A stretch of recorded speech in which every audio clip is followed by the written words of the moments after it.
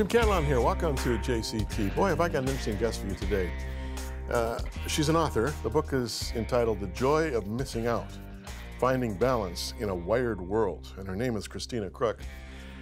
And her message is very timely. In fact, it could apply to a lot of us who are going to be sitting under her influence here in a few minutes.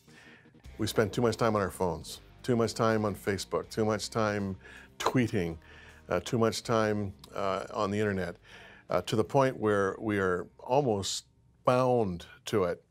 And because our culture is pretty much there where we are, there's nobody saying, hang on, think this through now. Are you sure you want to do all of this? You want to spend all that time every day? What's it tell us about ourselves when we're spending, and I'll read some stats at the end of the show, 9, 10 hours a day on various media appliances? It just is absolutely shocking. And what Christina The Crooks is doing here in The Joy of Missing Out is giving us a wake-up call. And she's not, you know, an angry, prophetess who is trying to change the world, but she's just simply saying, now step back, take a look. Aren't you ready to change? You're going to enjoy this. The Joy of Missing Out with Christina The Crooks right after this short break. This is a Voice of the Martyrs Canada news update, a special report. What began with anti-government protests escalated into a full-scale civil war involving the brutal tactics of Islamic State jihadist militants. More than 200,000 Syrians have lost their lives in 4+ years of armed conflict. About a quarter of them were Christians. In spite of all they've had to go through, Karima says their faith in Jesus hasn't wavered. God is with us wherever we go. Tens of thousands of Christians have died in the war since 2011. Despite the dangers, the Voice of the Martyrs Canada has been able to help persecuted Christians in Syria, providing food, supplies, Bibles, and prayer. For more information, visit www.vomcanada.com.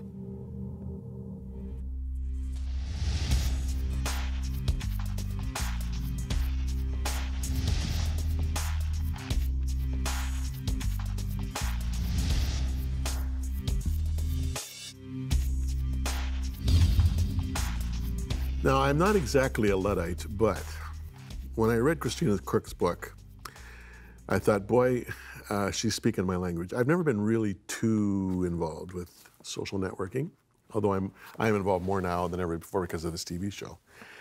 But The Joy of Missing Out, Finding Balance in a Wired World, Christina The Crooks. Why did you take a 30-day fast from the internet? I took a 31-day fast. 31 days. 31 days, yeah. Pretty much the same, Yeah. Because I was feeling uncomfortable with what was developing in my own habits. I was noticing that I was on social media much more than I wanted to be. We were mentioning before we started here talking about how I'm from Vancouver. I live in Toronto now, so most of my relationships are actually mediated through the web to keep in touch with people. And I was sort of just checking in with people online rather than actually calling them on the phone and connecting one-on-one to find out how their lives were really going. And I had a real problem with that in particular. A couple of family members aren't even on the web, and so I wasn't connecting with them. And I didn't like those habits that were developing in myself, so I decided I wanted to take a radical step and step away and see what would happen. I also have 3 little kids, and I wanted to see what would happen to them also if they didn't see mommy fondling her Okay, now we got to smartphone. follow this through, but Yes. let me ask you this question. First of all, as I read your book, I had a sense almost that when you started this fast, you were going through withdrawal. I mean, your reflex or your default was always to Google something. You met somebody new, Google them. You want to talk to somebody, Skype them, FaceTime them. Did this strike you as a bit of a shock, your dependence on the internet?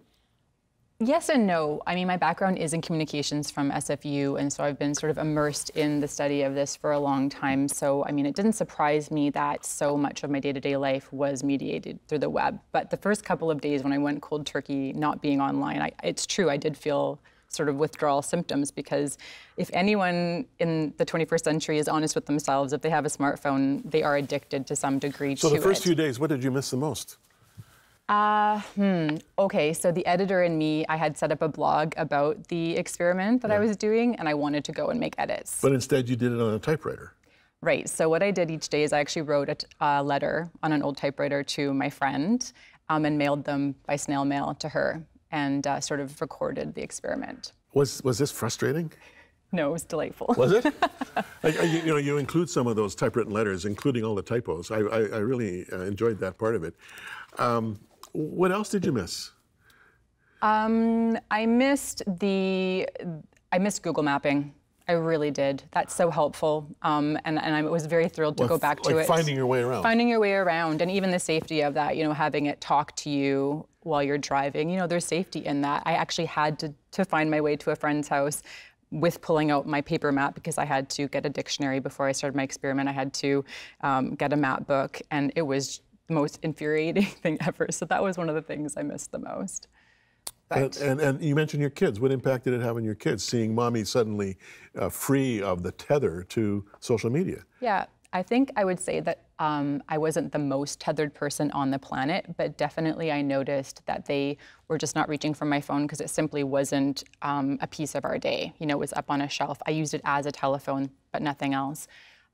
So yeah, they weren't asking for anything on it. They weren't sort of playing with it. And even in terms of the activities we did in the day, I couldn't put a show on Netflix for them because I couldn't access Netflix. So we had a very limited selection of DVDs, maybe 5 of them in the house, and they get bored with those fairly quickly. And so we just had to do other things. So it's like you're going back to the 1980s, 1990s in a sense. Yeah. Was it good? Was it bad? I would say it was a really good challenge. When you cut it off completely, you have no choice but to enter into relationship and engaging in different ways. And so that's what I was forced to do. And that's what I continue to force myself to do on a regular basis. You mentioned activities with your kids. Now, you're an athlete. You were athlete of the year in your high school. Yes. You look very fit. Did you find yourself doing more stuff outside yourself or more stuff outside with your kids or both? Yeah, we were definitely outside a lot. It was the winter. When I did the experiment, it was January, so we were outside playing in the snow and just sort of letting myself enter fully into that experience. There was nothing sort of calling for my attention. Social media, those types of things, it's like you want to take a picture and post it because it's just really fun and you want to show that you're a great parent on Instagram. None of that attention it was no attention grabbing for when I was in those activities. So when I was out making a snowman with my kids, I was just simply there and entering in to be engaged with them and in my body. And your phone wasn't at your side demanding your attention? No, and who calls people on the phone anymore? I mean, my phone wasn't ringing off the hook, right? So it was not really a problem. What about your husband? How did he feel about this newly free wife? Well, he works a lot, so I don't think it impacted him a lot, sort of day to day. But definitely at home, we made an agreement before I started. It wouldn't be he can't watch Netflix at night, right. Because that's not really fair to me to have it on the TV. But it did engage our family in different ways because we couldn't just sort of plop down and watch a show. So we would play games. We were talking. There's one morning I remember we pulled out the Globe and Mail and read it from beginning to end the way that we used to do. And that was one of the most connecting things for us. We would read an article and we'd chat with each other and pass it to one another. You mentioned chatting with each other. One of the great losses of this addiction to technology is the art of conversation. Teachers are saying that kids are losing the skill to converse. They're all there with their cell phones. Sometimes they're texting their friend who's just 2 rows over instead of talking. Yeah. I mean, it sounds like alarmist talk, but isn't this, in fact, what's happening? We're losing the ability to engage even while we are more connected than ever before. It's true. It's absolutely true. I mean, it's a learned skill. They say that people that are in their 60s and 70s are way better at reading other people's faces than anyone that's young, period. But if you ride that all the way out, 12-year-olds, 16-year-olds who haven't developed that skill, they are going to be at a loss, even in the workforce, in terms of being able to conduct meetings, read people.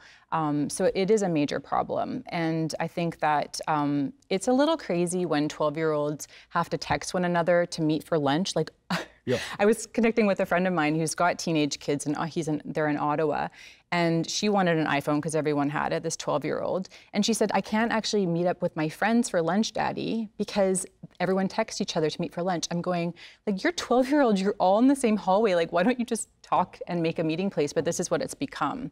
So it is a big problem. I don't want to be alarmist about it. My book absolutely is not alarmist. No, it's not, and I appreciated the balance. But there's a certain kind of almost science fiction reality emerging in our world, where you've got everybody connected and everyone disconnected, where children have their iPads and their iPhones, and they're never, ever separate from them. They're with them all of the time, even in their bedrooms.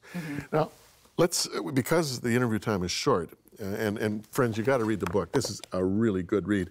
But just some practical advice for young parents. You're a young parent yourself. Your kids aren't yet teenagers. Can you set some ground rules for your kids now that will bear fruit 10 years from now? Yes, I think, having set guidelines as a family are really important, but the thing that I think is most important is engaging as a family in things that completely bring you all alive. So the same family in Ottawa, they go skating on the Rideau Canal as a family every Sunday, and they have beaver tails and hot chocolate afterwards. And those kids are not asking for an iPad when they're out there fully engaged and having fun with one another and their family and their friends. So it's really about finding the things that cause you to thrive and flourish apart from the technology, and modeling that as parents, actually sitting on the couch with a book, and showing kids that reading is an enjoyable activity and not always being on your phone, and really being intentional about that, because we are our kids' #1 teachers. So, isn't that true? I mean, you really are the model, aren't you? 100%. Do you have any ground rules in your house, or will you have ground rules in your house in terms of what happens to devices at nighttime? Do they go to the bedroom, or do they go to a central place in the kitchen? They stay there X number of hours per week and no more on the internet, stuff like that? Yeah, I think when it comes time, we would like to have a centralized computer on the main floor and charging stations outside of the bedrooms for the parents also. No phones at the dinner table, any meal table. There will be guidelines for sure, but we're going to have to navigate that as a family. Kath and I were in a restaurant recently in New Westminster, where you used to live. Grew up. And this 6 young adults came in and sat at the table next to us, a kind of circular table. And Kath and I both noticed the same thing at the same time. All 6 of them were immediately on their devices. So that there were 6 young adults, and they're all looking at the screen and not at each other. And Kath's looking over, and I'm looking over, and one of the girls suddenly looked up and saw Kathy and said, yeah, this is pathetic. It really is. Mm-hmm. We are facing a potential great loss in our culture, are we not? We absolutely are. And I want to get a little bit of my soapbox, but I really don't understand why they are allowed in schools. That could be a really awesome place where kids could be free from using their cell phones and developing new patterns of engagement with them. I really think they should be not in classrooms. You think about adults in boardrooms, they can't even, be present to a meeting with their BlackBerry in front of them. How do we expect teenagers to do the same? So it is unfortunate, but we have to model it as adults. And you mentioned in the book, one of the great insults of this technological era is you're having dinner with somebody and suddenly their phone vibrates or rings and they say, oh, I got to take this call. Right. So there you are sitting kind of looking around while this person takes this very important phone call. Christina The Crooks' book's called The Joy of Missing Out, Finding Balance in a Wired World. And you have a website? Yes, it's jomobook, jomobook.com. We'll put it on the screen, jomobook.com. And is that how people can access the book? Yes, or Barnes & Noble chapters, anywhere. Barnes & Noble chapters, yeah. Amazon? Yeah, Amazon. You got it. Okay, well, you're a prophet. You really are, and you write so well. I enjoyed the book thoroughly. Thank you so much. Thanks for coming our way. My pleasure. Back with some more journey through the Gospel of John right after this.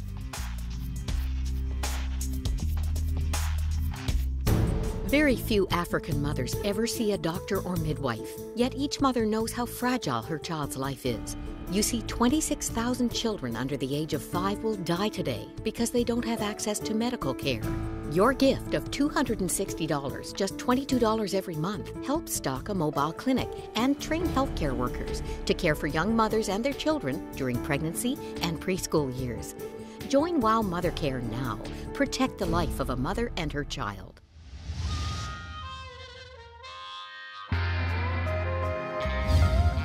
Last time we got right in the middle of verse 28 of chapter 12 of John, where Jesus prays, Father, glorify your name.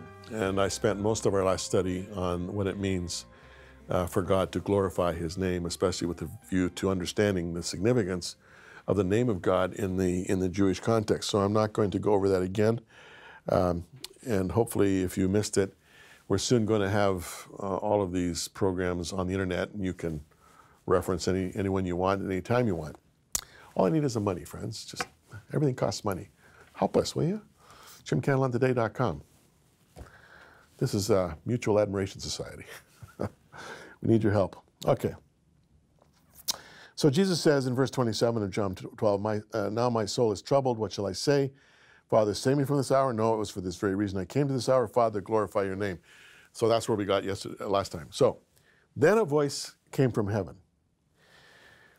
I have glorified it and will glorify it again. Now, you know, there's no rabbinical commentary here from John. Sometimes I wish that, you know, he would fill the blanks, but it's like any author. You know, you can't put everything in writing. You can't give all the details. And so, you know, we sort of have to fill the blanks as best we can, hoping to be as close to what may have been the case as possible. When he says, I have glorified it, I'm going to talk of it just in terms of what had happened in the space of Jesus' life and ministry. Going right back to when Jesus was baptized by John in the Jordan River, and at that moment of baptism, you remember the story, a dove descended and a voice from heaven said, this is my son in whom I am well pleased. People hear this voice. I don't know how many heard the actual words. We're not told. But here was a moment where there was a sense of remember that I described the glory a week or so ago to you? This Shekinah, this cloud of light and presence descending on earth out of the heavenlies.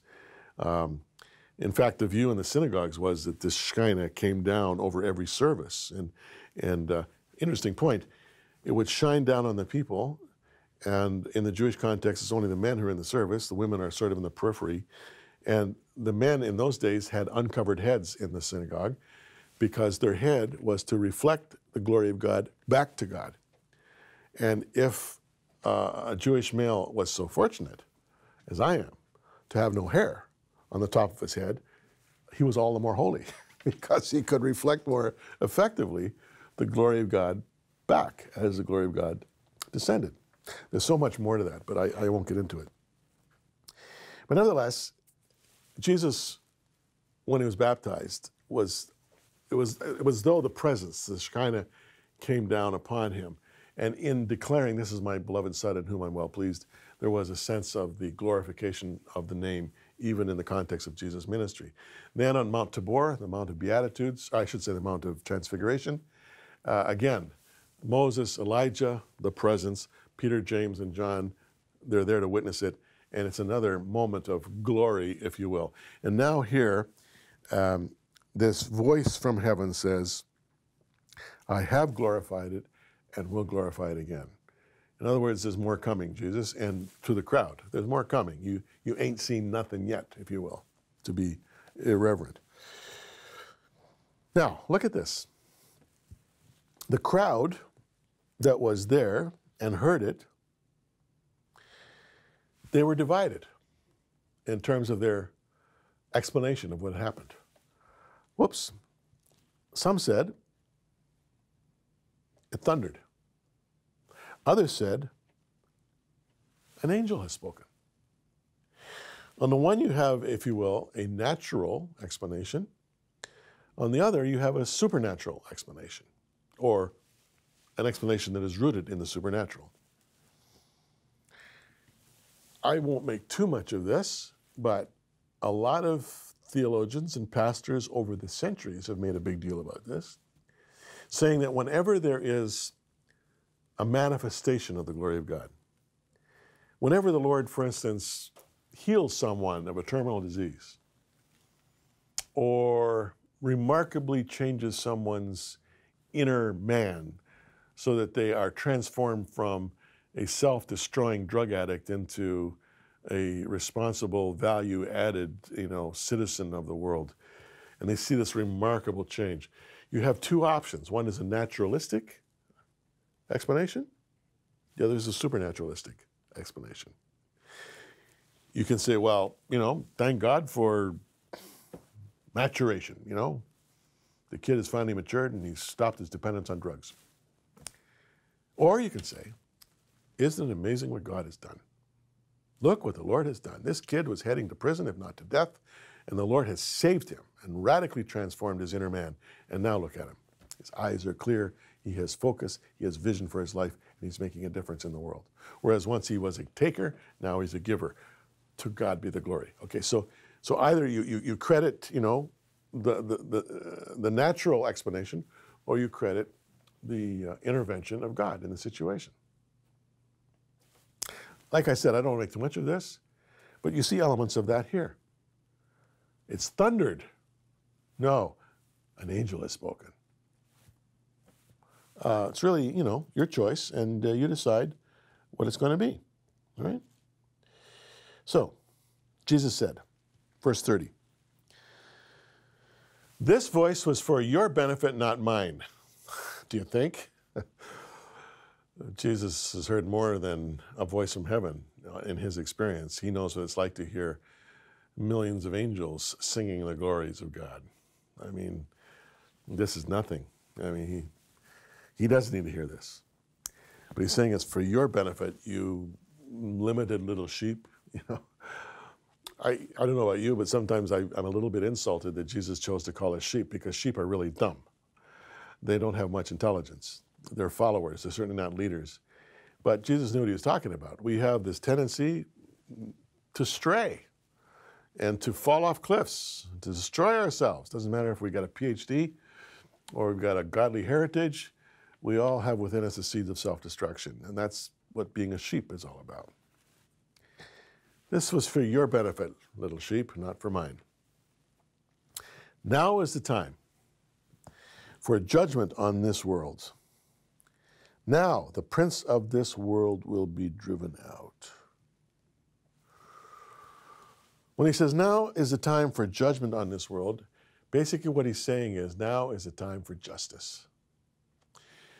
He's not appealing to any guilt that you or I may have, knowing that there is none righteous, no, not one, and boy, we're candidate number one for unrighteousness. No, he's not. What he's saying here is, now is the time for justice. Justice is a critical element in the mandate of Messiah. And when I was taking you through the long road to Bethlehem in December, I spent the whole time talking about the messianic concept in the Old Testament and the development of that idea that culminated in the birth in Bethlehem. But we saw there from Isaiah how justice is a critical component in the ministry of Messiah. Now is the time for justice, and in order for justice to occur, the prince of this world will be driven out. Who's he talking about? Satan. Again, mystery here. I don't understand this. Why would God cede executive power to Satan for a period of time to be the prince of the power of the darkness of the air? I don't get it. But thank God, things are not predicated on my understanding. I'm teaching you here and trying to help, but boy, it's the blind leading the blind. I'm the first to admit it. But what he's saying here is that the battle with Satan is over, or is about to end. Foreshadowed at the beginning of his ministry when he dealt so successfully with Satan in a one-on-one temptation in the wilderness during those 40 days of fasting and prayer before he entered into his public ministry. He defeated Satan there. That was foreshadowing what's about to happen. And we don't really understand at this point in time with the information we have, along with the disciples, what he's talking about, but in another few hours, we're going to understand what he's talking about. He hints at it when he says, and when I am lifted up from the earth, will draw all people to myself. Lifted up. And the people understood what he meant, crucifixion. When I'm crucified, I'm going to draw all people to myself. This is a Voice of the Martyrs Canada news update, a special report. More than 200,000 Syrians have lost their lives in 4+ years of armed conflict. About a quarter of them were Christians. Prior to the uprising and then the war, there were about 3 million Christians in the country. About half of them have left, and most of the rest want to leave as well. It breaks my heart to see what is happening to my nation with all the terrorism and the violence among the people. If you would have come to Syria before, you would have seen how it was full of churches and beautiful Christian places, and now it's all gone. It's all destroyed. Amani was encouraged by the concern and support of the Voice of the Martyrs Canada, but is pleading with Christians everywhere to continue to pray. For more information, visit www.vomcanada.com.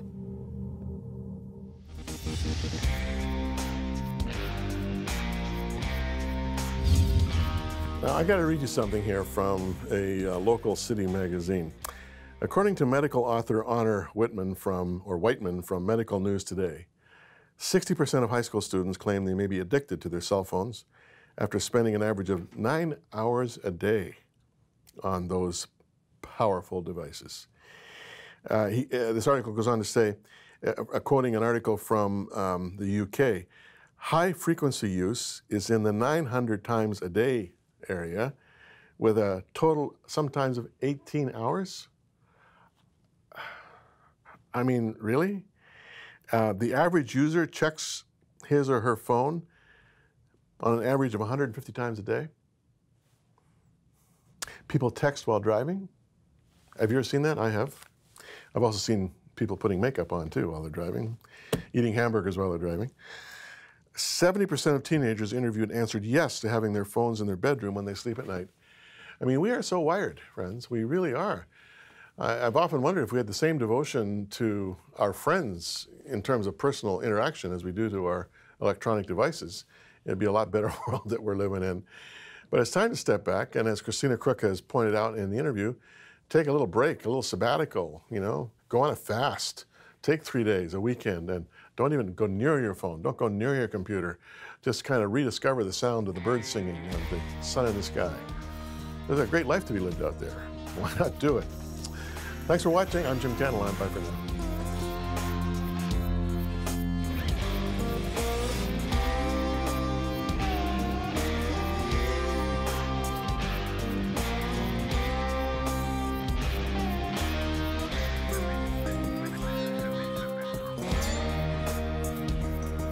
Contact us. Jim Cantelon Today, P.O. Box 989, Burlington, Ontario, L7R 3Y7. If you're sending a check, make it payable to Jim Cantelon Today. Or visit us online at jimcantelontoday.com and click Support.